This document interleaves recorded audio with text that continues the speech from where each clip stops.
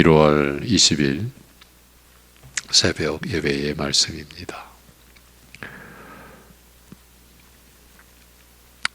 우리가 무엇이 간데 우리를 지켜주시고 우리를 인도하여 주시는지요.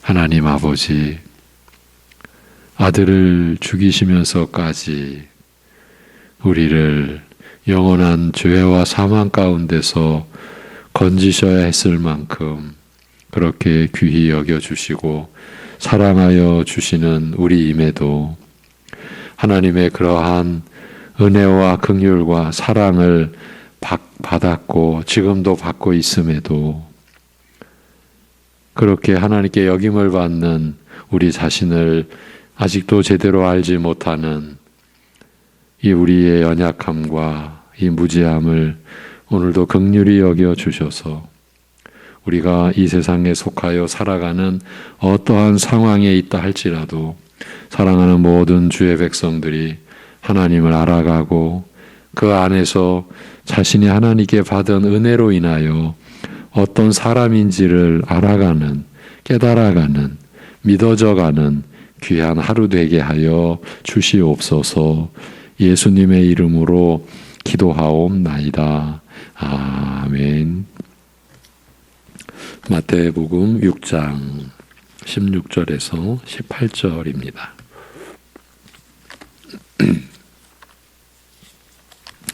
마태복음 6장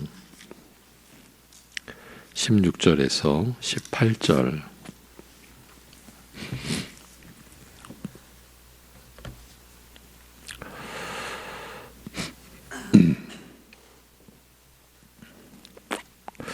마태복음 6장 16절에서 18절 같이 보시겠습니다. 다 같이.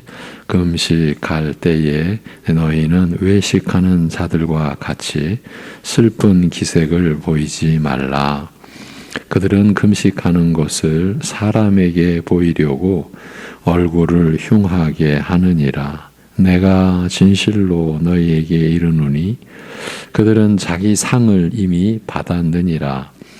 너는 금식할 때에 머리에 기름을 바르고 얼굴을 씻으라.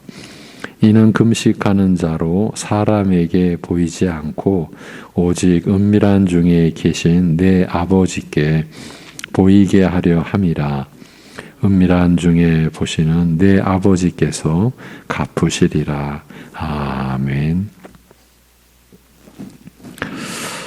이제 오늘은 금식과 관련된 내용과 함께 마태복음 6장을 살펴본 동기와 관련된 내용에 대해서도 마무리하고자 합니다.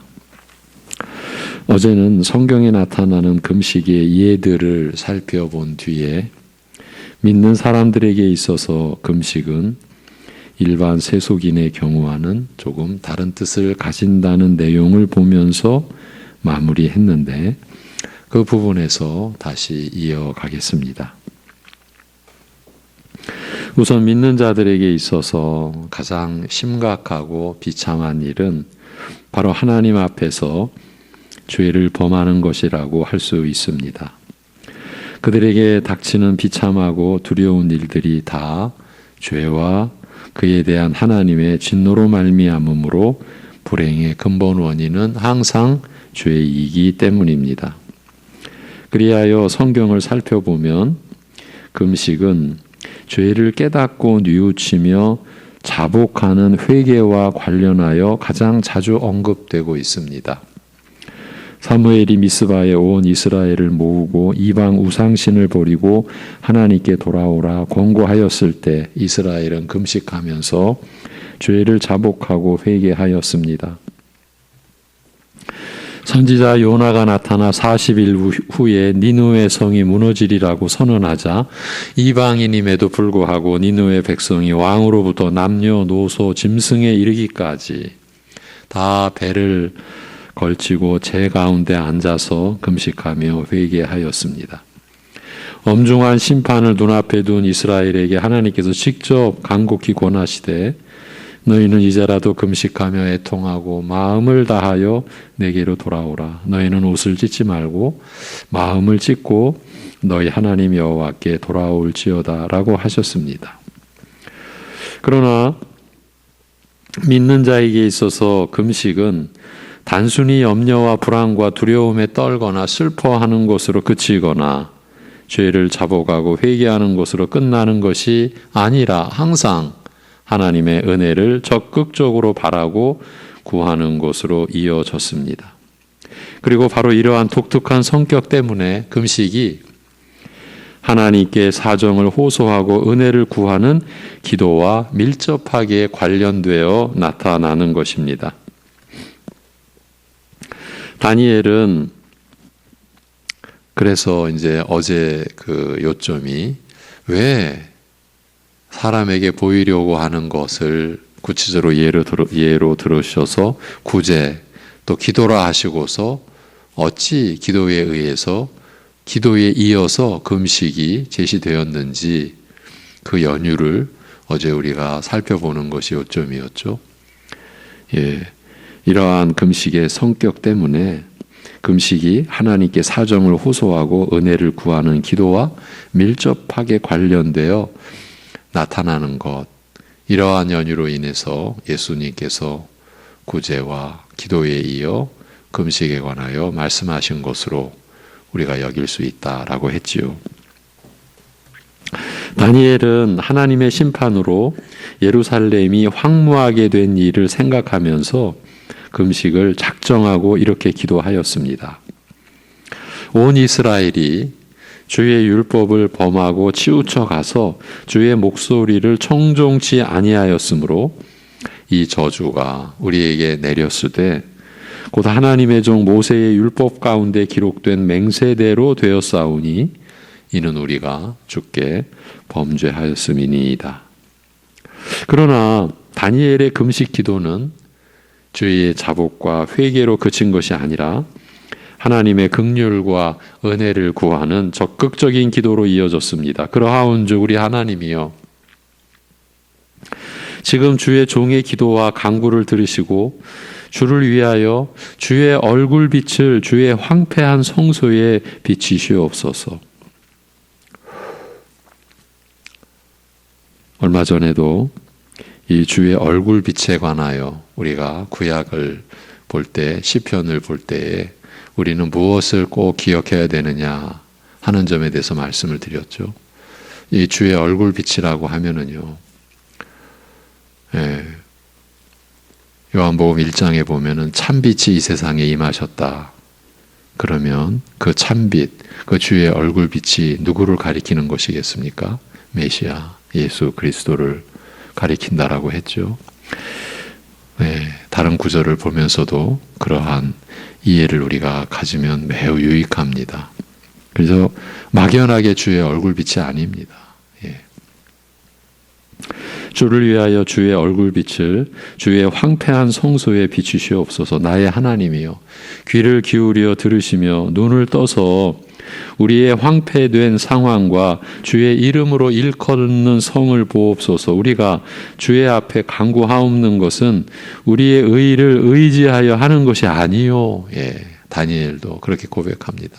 우리의 의를 의지하여 하는 것이 아니요 주의 큰 긍휼을 의지하여 함이오니, 그러니까 주의 인자하심을 따라 구하는 것이오니 주여 들으소서, 주여 용서하소서, 주여 들으시고 행하소서, 지체치 마옵소서. 나의 하나님이여, 주 자신을 위하여 하시옵소서. 이는 주의 성과 주의 백성이 주의 이름으로 일컫는 바 됨이니이다. 하나님께 은혜를 구하는 기도와 함께 이루어지는 금식은 그 기도의 절박함과 간절함과 진실함을 나타내는 방편이었습니다. 다니엘의 기도가 그 점을 여실히 보여줍니다.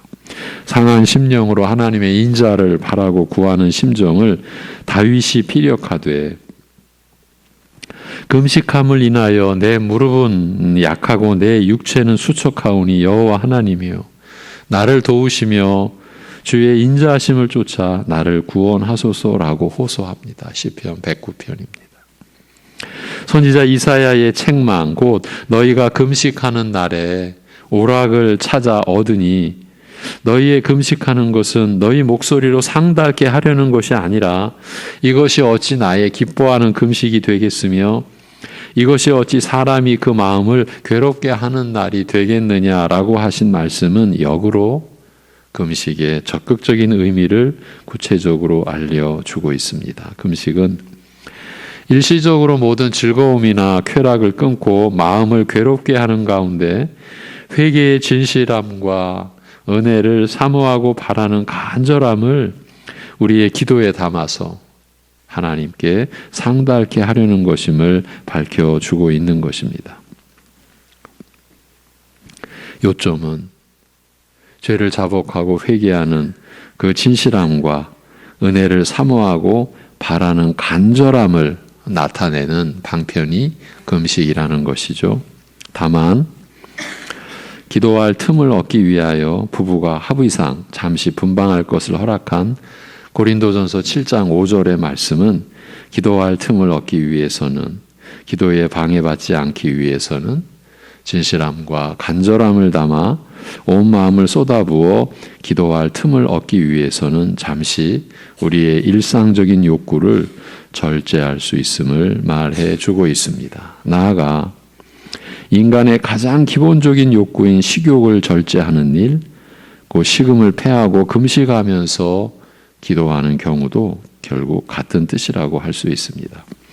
이런 경우는 금식이 경건의 유익을 위하여 정당한 욕구를 스스로 제한하고 절제하는 한 가지 예라고 할 수 있습니다. 금식할 때 머리에 기름을 바르고 얼굴을 씻으라고 하신 오늘 말씀은 역으로 금식이라는 것이 일체 모든 단장을 제하며 우리의 외적 모습을 아름답게 꾸미는 일을 제쳐놓고 얼굴 씻는 기본적인 단장까지 놓아버린 채 오직 마음을 기도에 쏟아붓는 또는 오직 하나님께만 그 심령을 향하게 하는 자기 절제임을 암시하고 있습니다. 구약에서는 이런 자세를 가리켜 흔히 스스로 영혼을 괴롭게 하는 것이라고 표현합니다만 스스로 영혼을 괴롭게 하는 것, 이것을 풀어 설명드리면 스스로 자신을 낮추어 겸비하며 섬기는 것이라고 할 수 있습니다. 스스로 자신을 낮추는 거죠. 그리하여 겸비하여 섬기는 것. 그리고 1년에 한 차례 모든 죄의 더러움을 속하는 대속죄일과 같이 이스라엘에게 있어서 극히 중요한 날에는 성회로 모여 스스로 영혼을 괴롭게 할 것을 더 쉽게 표현한다면 스스로 겸비하여 삼갈 것을 요구하는 것입니다. 레위기의 16장에 이런 구절이 나와 있습니다. 이것은 시내산에서 금송아지 우상으로 범죄한 이스라엘이 그 이후로는 모든 단장품을 스스로 제하고 하나님 앞에서 근신하며 스스로 삼가는 자세를 취한 것과 같다고 할 수 있습니다. 이 모든 것이 다 금식과 관련된 그 본질의 의미를 나타내는 것이죠. 과부된 지 84년 된 안나가 성전을 떠나지 아니하고 주야에 금식하며 기도함으로 섬긴 것은 금식이 하나님을 적극적으로 섬기는 일과 더불어 행하여진 경우라고 할 수 있습니다. 평생을 과부로 살면서 모든 육적 즐거움을 포기하고 절제하면서 오직 기도로 섬긴 안나의 경건한 삶을 증거하는 표였던 것입니다. 금식이 그런 방편이요 표였다라는 의미입니다.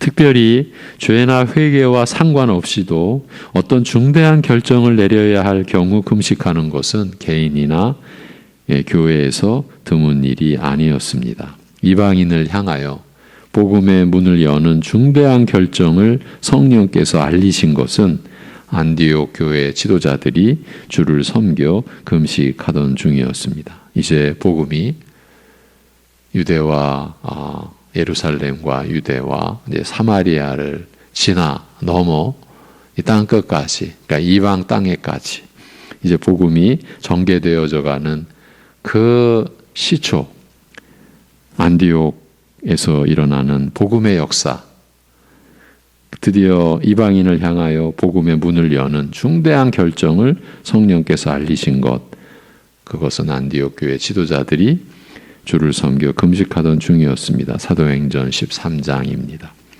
바울이 소아시아의 각 교회에서 장로들을 택하여 세우고 저들을 주께 부탁할 때 금식하며 기도하였습니다.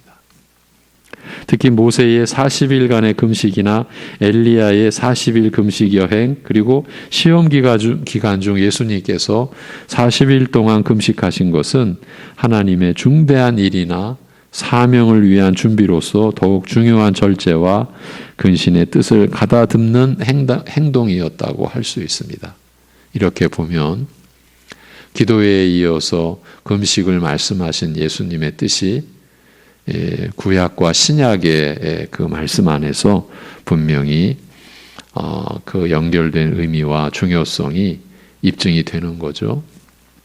이처럼 금식하는 것을 자세히 살펴보면 우리의 연약함과 비참, 죄의식과 슬픔과 회개, 기도, 경건 등 믿는 자의 삶의 다양한 방면과 두루 연관되어 있다는 것, 두루 연결되어 있다는 것을 알 수 있습니다. 믿는 자에게 있어서 중요한 삶의 자세, 곧 절제와 진실과 간절함과 진지함 등을 나타낸다고 말할 수 있는 것입니다. 그리고 금식 안에 함축된 이러한 자세들은 사람을 향한 것이 아니라는 거죠. 사람을 향한 것이 아니요 모두 하나님을 향한 것들입니다. 믿는 자가 자신의 연약함과 죄악을 슬퍼하며 뉘우치며 애통하는 것은 결코 자신이나 다른 사람을 향하여 탄식과 슬픔과 자신에 대한 연민의 정을 토로하는 것이 아닙니다. 오직 하나님을 향한 것입니다. 회개라는 것 자체가 바로 하나님을 향하여 돌이키는 것, 하나님께 돌아가는 것을 의미하지 않습니까? 우리의 기도가 하나님을 향한 것임은 말할 필요조차 없거니와 우리의 경건 역시 오직 하나님을 향한 것입니다. 죄에 대하여 죽고 하나님을 향하여 사는 것이기 때문입니다. 그래서 로마서 6장에서는 우리가 그리스도의 죽으심과 연합하고 그리스도의 부활하심과 연합하여 새 생명을 얻었다 할 때 이제 우리가 영생을 사는 이 새 생명의 특징, 본질이 하나님을 향하여 사는 것이라고 아예 명시를 했죠. 하나님을 향하여 사는 생명이에요.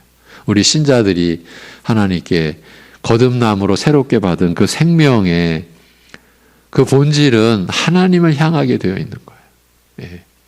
그런데도 육신을 향하고 세상을 향하고 이스라엘이 출애굽하여 시내산에서 금송아지 만들고 날뛰고 춤추던 것과 그 죄악의 본질은 사실은 같은 거예요. 예. 교회가 아예 세상을 추구하고 이러한 일들이 다 얼마나 위험천만한 일인지 우리가 늘 경계해야 되는 내용인 것이죠. 오늘 말씀에서 예수님께서는 금식의 예를 빌려 이 모든 요소들이 무엇보다 우선 하나님과 관계된 것들이요, 하나님을 향한 것들이라고 가르치고자 하셨어요. 이것이 예수님의 의도였습니다.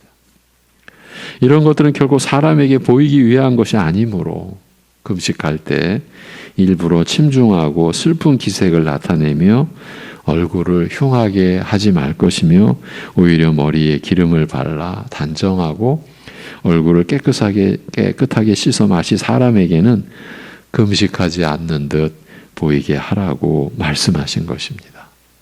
얼마나 구체적인 가르침입니까? 중요한 것은 하나님을 향한 우리의 내적 자세이지요. 예. 그리고 금식은 이러한 마음의 자세와 영적 내용을 담는 그릇이요 형식인 것이죠. 이런 의미에서 금식은 고행 그 자체가 의미와 가치가 있다라고 생각하는 고행주의와는 다릅니다. 그러니까 골로새서에서도 특히 강조했던 금욕주의와는 다른 것입니다. 예. 여러분, 이런 점에서 우리에게 성령 안에서 갖는 분별력이 꼭 필요합니다. 고행 그 자체, 금욕 그 자체, 거기에 의미와 가치를 둘 때 우리의 금식은 바로 자기 의와 그냥 직결이 되어 버리는 거예요. 우리의 하나님을 향한 절실함, 간절함, 진실함, 그 마음의 자세와 그리고 그 죄의식으로 인한 고통과 슬픔 가운데서도 하나님의 은혜를 적극적으로 구하는 그러한 영적인 내 심령의 그 내용을 담는 그릇인 거예요. 그 형식인 거예요. 그러니까 본질은 그 금식을 뛰어넘어 하나님의 은혜에 연결이 되어야 되었는데 그 금식 자체를, 그 고행 자체를 우리가 의미와 가치가 있다라고 여기게 되면 고행주의, 금욕주의가 되는 거고 이것은 이미 복음을 벗어난 거예요. 자기 것이 되는 거예요. 자기 의가 되는 거죠. 금식에 있어서 밥을 굶는 고통 그 자체는 아무 의미가 없으며 우리가 이렇게 분명하게 규정하고 가야 돼요. 아무 의미가 없으며 다만 앞서 말한 영적 내용이 그 안에 담길 때라야 의미를 가지기 때문입니다. 그러기 때문에 사람에게 보이려 하지 말라라는 거예요. 사람에게는 의미가 없는 거예요. 아, 나 이렇게까지 해. 그렇게 해서 사람에게 인정받으려 하는 것이 우리에게 통상 일어날 수 있는 그런 그 어려운 금식의 그 과정을 수행하면서도 안타깝게도 시체말로 말하면 억울하다라고까지 해야 되겠죠. 그렇게 우리가 빠져갈 수 있는 거예요. 사람에게 보이려는 거죠. 그래서 사람의 인정을 우리가 지금 취하려고 하는 거죠. 거기에 우리가 만족해하고 그로 인해서 우리가 결국은요, 사람의 인정을 받는다라고 하는 것은 스스로가 자신을 세우는 거잖아요. 그러니까 자기로 인한 만족을 가지려고 하는 거예요. 그래, 내가 이렇게 했어. 그리고 이렇게 인정을 받고 있잖아. 여러분, 우리가 끝까지 경계해야 될 이게 자기 중심 그리고 자기 의인 것이죠. 다시 말씀을 드려요. 금식에 있어서 그 식음을 전폐하는 그 고통 그 자체는 아무 의미가 없고요. 다만 앞서 우리가 나누었던 이러한 영적 내용이 그 안에 담길 때라야 의미를 가진다라고 하는 점 기억하셔야 합니다. 그리고 금식 안에 담긴 영적 내용과 자세는 근본적으로 모두 하나님을 향한 것인즉 사람에게 보일 것이 아니라 오직 하나님께 보이라고 하시는 것이에요. 그래야만 금식이 하나님 앞에서 의미 있을 것이기 때문입니다. 이렇게 해서 이번에 마태복음 6장에서 살피기로 했던 말씀들을 살펴보았습니다. 이 구절로 시작된 내용이었지요. 사람에게 보이려고 그들 앞에서 너희 의를 행하지 않도록 주의하라. 그리하지 아니하면 하늘에 계신 너희 아버지께 상을 받지 못하느니라. 사람에게 보이려고 하는 것이 곧 자기 것, 자기만의 것, 그래서 자기의 의가 되는 게 아니겠습니까? 그런데 그 구체적인 신뢰를 들어주신 것이 다른 것이 아닌 구제, 기도, 금식이었습니다. 처음부터 긴장하지 않을 수가 없었죠. 구제를 통해서도 기도를 통해서도 금식을 통해서도 사람에게 보이려고 하는 것이 있다는 말씀이었으니까요. 특히 기도에 관한 내용 중에 예수님께서 강조하여 짚어주신 사항들은 우리로서는 두고 묵상하고 살피지 않으면 안 되는 말씀이었죠. 그만큼 우리 역시 참된 믿음에서 나온 기도가 아닌 기도를 해왔다는 반증이기도 하지요. 예수님께서는 기도할 때 사람에게 보이려고 하지 말고, 그러니까 사람을 의식하지 말고 오직 은밀한 중에 계시는 하나님께 기도하라고 가르치시면서 또한 아무 뜻 없이 말만 나열하는 기도를 드리지 말 것이며 말을 많이 하여야 들으실 것이라는 생각으로 기도하지 말라고 하시고, 왜? 그런 것들이 다 이방인들의 종교 관행이 아니냐. 그렇게 가르치시고, 하나님께서 내가 구하기 전에 내게 있어야 할 것을 다 아시는 나의 아버지시라는 그 신뢰와 믿음에서 나오는 기도라야 참된 기도라고 하시며, 이런 믿음의 표현이 바로 기도라고 가르치셨어요. 우리의 마음에 새겨 놓아야 할 가르침인 거예요. 여러분, 기도가 자기 의의가 되면 어쩌죠? 예. 근데 우리는 그러고 있지 않습니까? 그렇게 해왔지 않습니까? 사실은요, 이게 기가 막힌, 이게 우리도 우리 자신도 분별이 안 되는 그 오류예요. 예. 아주 쉽게 제가 표현해 드렸잖아요. 많이 해드렸잖아요. 우리는 어느 순간 내가 기도할 때 내 기도를, 나 같은 것의 기도를 귀 기울여 주시는 하나님에 대한 믿음과 그 신뢰가 더 풍성해지는 게 아니라 어느 순간 보면 내가 기도했는데 라고 하는 것. 결국은 자신을 신뢰하고 의지하는 쪽으로 어느 순간 우리의 발걸음이 돌려져 있는 거예요. 그러니까 자신의 기도한 그 자신의 행위를 어느 순간은 또 붙잡고 있는 거예요. 얼마나 우리의 죄성의 이 간교함과 사악함과 어두움이 은밀한지 이렇게 돼버리는 거예요. 기도한 나를 의지하는 거. 내가 그렇게 기도했는데. 이러한 분별이 우리에게 있어야 돼요. 예. 여러분, 우리 안에서 이러한 실태를 입증하는 일은 그렇게 어렵지 않아요. 늘 우리가 가운데 있으니까. 예.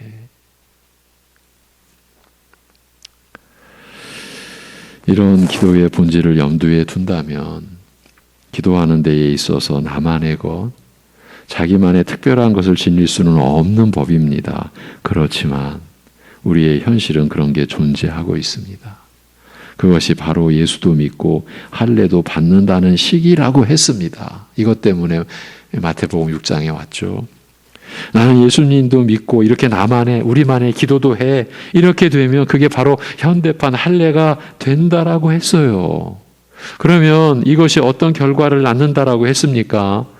그리스도에게 끊어진 자라는 것을 스스로 좀 입증해내고 있다라고 했어요. 그리고 은혜에서 떨어진 자라고. 또한 율법 전체를 행할 의무를 지니는 자가 되어서, 여러분, 율법 전체를 행할 의무를 지니는 자가 된다라는 것을 바울이 뭐라고 표현했습니까? 그게 바로 저주에 떨어진 형상이다. 예. 그래서 다시금 종의 멍에를 메고 말기 때문에 무슨 멍에입니까?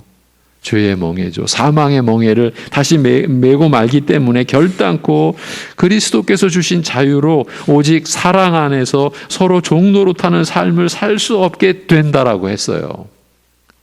데살로니가 전서와 갈라디아서가 이렇게 연결이 되고 이 구체적인 신뢰를 우리는 마태복음 6장에서 이 현대판 할례의 신뢰를 우리가 또 확인할 수 있었던 것이죠. 구제를 통해서, 기도를 통해서, 금식을 통해서도 우리는 얼마나 간교한지 현대판 할례를 만들어낼 수 있다고. 그래 놓고 나는 예수도 믿고 이 할례도 나는 믿어. 그러니까 자신의 행위가 예수님을 믿는 것과 동등한 권위를 갖게 만들어버리는 이런 무지막지한 일이 어디 있습니까? 그런데 이런 일이 우리 안에 일어난다. 갈라디아 교회만이 아니라 그 교회사 속에서, 그리고 지금도.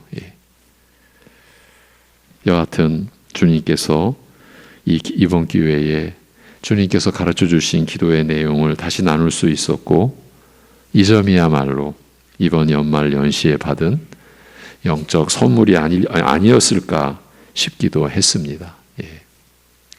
이제 이렇게 현대판 할례를 우리가 추적하던 여정은 마무리하고자 합니다. 이제 다음 주에 데살로니가 전서 5장으로 들어가서 이제 마무리해 가도록 하겠습니다. 기도합니다.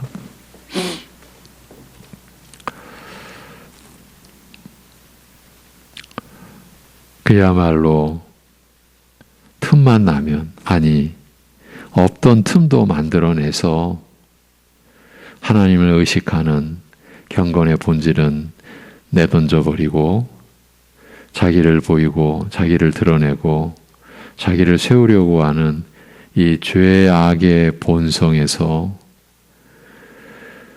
우리로 하여금 이제 벗어나도록, 자유하도록, 그리하여 성령님의 인도하심을 따르는 성령님께 매인 자로, 그리하여 온전히 하나님을 섬기고 서로 섬기는 데 있어서 자유로운 자가 되게 하여 주시는 그리스도의 은혜를 오늘도 우리가 금식을 통하여 또 마태복음 6장에 나눈 내용을 정리하며 다시금 그 은혜를 우리가 확인하고 이러한 말씀의 가르침이 얼마나 중요한지 일깨워 주심에 감사드립니다. 하나님 아버지, 늘 우리를 바로 볼 수 있게 하여 주옵소서. 어느덧 어느 순간 벌써 자신을 자고한 상태로 세워놔버리고 마치 하나님과 견주는 자같이 그렇게 되어져 버리는 참 그 연유가 궁금하지 않을 수 없는 우리의 죄악의 그 높아짐과 그리고 그 악한 패역해가는 그러한 실태를 늘 깨닫게 하여 주셔서 주님 앞에 날마다 죄사함의 은혜, 용서의 은혜를 일용할 양식으로 우리가 날마다 구하고 그 은혜를 의지하며 삶으로써 언제나 스스로 겸비하여 자신을 낮추고 하나님을 섬기며 서로를 섬기는 중심이 되게 하여 주시옵소서.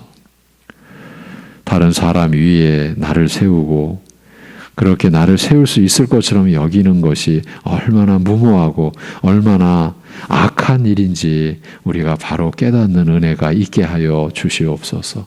낮아지며 섬기는 것이 얼마나 복된 것인지 우리 주 예수 그리스도께서 하나님의 아들이신데 하나님이신데 죄를 담당하시는 그 낮은 자리에까지 내려오셔서 그 온갖 수치와 고난을 담당하신 그 십자가가 표상해주는 하나님의 은혜를, 하나님의 형상을 오늘도 우리가 바라볼 수 있게 하옵시고, 그래서 그리스도와 그가 십자가에 못 박히신 것 외에는 아무것도 알지 아니하기로 작정하며 주님을 섬기고 복음을 섬기고 교회를 섬긴 바울을 또 우리가 바라보면서 오늘도 그 낮아짐의 길로 우리가 나아가는 것이 우리에게 기쁨이 되고 우리에게 감사함으로 우러날 수 있는 그러한 심령이 되게 하여 주시옵소서. 아버지 하나님, 하나님의 생명으로 지금 사는데 내 것인 양 늘 착각해 왔던 그 거짓에서 우리를 건져 주옵시고 하나님의 은혜가 매사에서 드러나고 나타나고 그 은혜로 인하여 우리 심령 속에 우러나는 진실한 감사가 하나님께 드려지는 일상의 예배가 되어 하나님께 드려지는 산 제사로 오늘도 살게 하여 주시옵소서. 우리 주 예수 그리스도의 이름으로 기도하옵나이다. 아멘.